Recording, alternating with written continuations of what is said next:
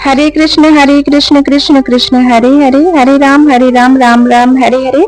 राधे राधे, जय श्री कृष्ण। आप सभी का बहुत बहुत स्वागत है आपके अपने चैनल अन्नपूर्णा की रसोई 36 में। जैसा कि आप सभी को पता है कि ज्येष्ठ माह में 23 मई को अपरा एकादशी का व्रत रखा जाएगा। एकादशी के दिन लक्ष्मी नारायण भगवान के रूपों की पूजा की जाती है। इस दिन लड्डू गोपाल जी की सेवा कैसे करनी चाहिए, आज की इस वीडियो में मैं आप लोग के साथ शेयर करूंगी। तो सबसे पहले आपको ठाकुर जी को सुबह जल्दी उठा लेना है, खुद भी स्वच्छ हो जाना है। इसके बाद ठाकुर जी का पंचामृत से अभिषेक करवाना है। पंचामृत बनाने के लिए आप दूध, दही, घी, शहद, गंगा जल, अगर आपके पास यमुना नदी का जल है तो आप यमुना नदी का जल ले सकते हैं। इसके बाद ठाकुर जी का अभिषेक करवाना है और जब अभिषेक करवाते हैं तो कृष्ण महामंत्र का जाप जरूर करना चाहिए। हरे कृष्ण कृष्ण कृष्ण हरे हरे, हरे राम राम राम हरे हरे। एकादशी का व्रत सभी व्रतों में उत्तम माना गया है। इस व्रत को करने से सभी तरह के दुख, तकलीफ, बाधा, दरिद्रता दूर होती है और घर में भगवान श्री हरि विष्णु की कृपा बनी रहती है। इसके बाद हम साधारण जल से ठाकुर जी का अभिषेक करवाएंगे।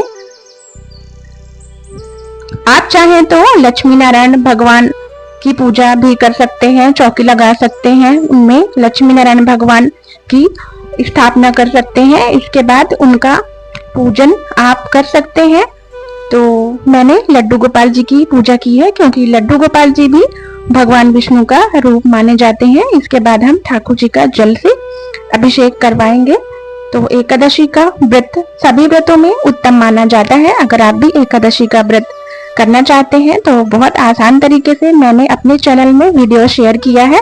आप वीडियो देखकर एकादशी का व्रत बहुत आसान तरीके से रख सकते हैं। बस एकादशी का जो व्रत है इस दिन चावल से निषेध किया जाता है। चावल आपको ना पूजा में यूज करना है, ना ही खाने में चावल का यूज करना चाहिए, क्योंकि चावल का यूज करने से इस दिन हमें पाप लगता है। हमारे ठाकुर जी का स्नान हो गया है। अभी ठाकुर जी को हमें बहुत अच्छे से मुलायम कपड़े से एकदम छोटे बालक की भांति उनकी सेवा करनी चाहिए। मैं बाल गोपाल की सेवा अपने पुत्र के रूप में करती हूँ और गर्मियों में उनका बहुत अच्छे से ध्यान रखती हूँ। तो ठाकुर जी को मैंने पोंछ लिया है कपड़े से। इसके बाद हम ठाकुर जी को इत्र की सेवा देंगे, क्योंकि ज्येष्ठ माह में गर्मी बहुत ज्यादा बढ़ जाती है, वातावरण गर्म हो जाता है। तो ठाकुर जी को शीतलता देने के लिए इत्र से सेवा दी जाती है।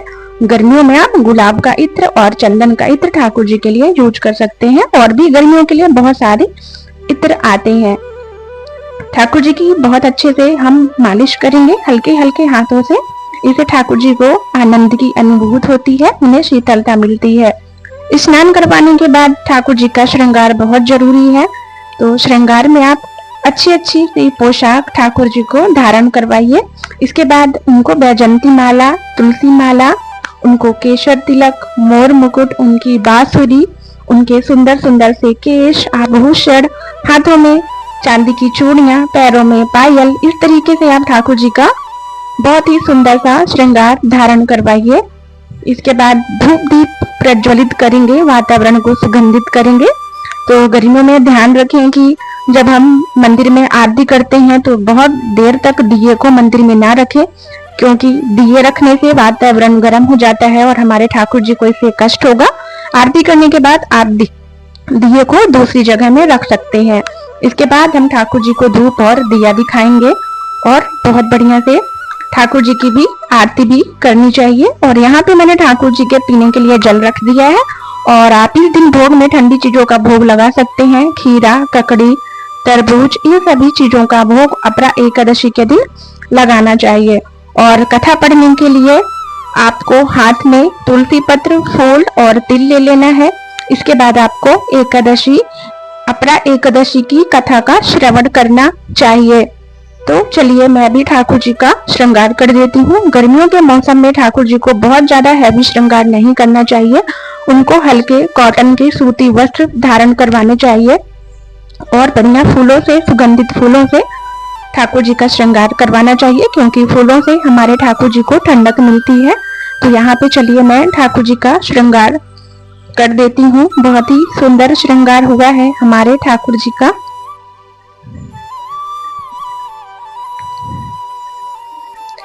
बस जिस दिन आपने एकादशी का व्रत रखा है उस दिन किसी की भी चुगली बुराई, किसी की निंदा नहीं करना चाहिए। आपको मन में ही कृष्ण महामंत्र का जाप करना चाहिए।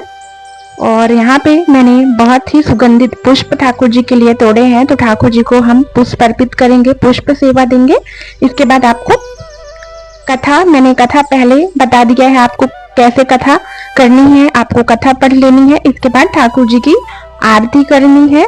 आरती कुंज बिहारी की, श्री गिरिधर कृष्ण मुरारी की।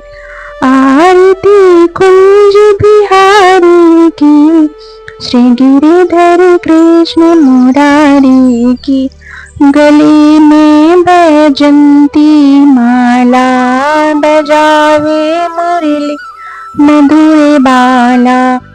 आरती कुंज बिहारी की, श्री गिरिधर कृष्ण मुरारी की। हमारे ठाकुर जी का बहुत ही बढ़िया से श्रृंगार हो चुका है, हमने कथा पढ़ ली है और ठाकुर जी की आरती भी कर दी है। इसके बाद ठाकुर जी को भोग लगाना है, तो गर्मियों का मौसम है तो आप ठाकुर जी को आम का बढ़िया सा मैंगो शेक, ठंडी ठंडी सी लस्सी, ठंडी ठंडी से फलों का भोग लगाइए। और इसके बाद एकादशी के दिन सिर्फ हम व्रत रखते हैं, ठाकुर जी नहीं, इसीलिए दोपहर में जो भी आपके घर में सात्विक भोजन बनता है, इस दिन चावल अन्न का निषेध माना गया है। दोपहर में जो सिंपल खाना बनेगा बिना प्याज लहसुन बिना चावल का, उसी का भोग हमें ठाकुर जी को अर्पित करना है। इस तरीके से आप बहुत आसान तरीके से अपरा एकादशी का व्रत रख सकते हैं। तो दोस्तों, अगर आज का मेरे लड्डू गोपाल जी का श्रृंगार आप लोगों को अच्छा लगा हो तो प्लीज आप लोग एक छोटा सा कमेंट जरूर करिएगा, क्योंकि आप लोगों के एक कमेंट से मुझे बहुत ज्यादा मोटिवेशनल मिलता है। आप लोगों के सपोर्ट से मेरे 52 के सब्सक्राइबर कंप्लीट हो गए हैं। तो ये था छोटी सी जानकारी जो कि मैंने आज की इस वीडियो में आप लोगों के साथ शेयर कर दिया है। और हमारे ठाकुर जी की छवि बहुत ही प्यारी लग रही थी, इसीलिए मैंने ठाकुर जी की नजर उतारी है। इसके बाद हमें जल फेरना है और ठाकुर जी को भोग समर्पित करना है। तुदीयम वस्तु गोविंदम तुभ्यमेव समर्पितम ग्रहण तुमको भूत्वा परशीदम परमेश्वरम। और गोपाल जी से प्रार्थना करनी है, हे प्रभु आइए मैं आपको भोग अर्पित कर रही हूँ, भोग ग्रहण करिए, भगवान से प्रार्थना करनी है। फिर ठाकुर जी को भोग पवाना है अपने हाथों से, छोटे बालक की तरह उनको एक एक और आप अपने हाथों से खिलाइए।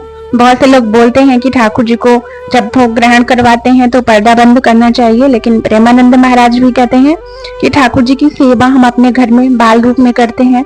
अगर हम पर्दा बंद कर देंगे तो फिर ठाकुर जी कैसे खाएंगे, क्योंकि वो हमारे छोटे से लाला हैं। आप सभी को राधे राधे।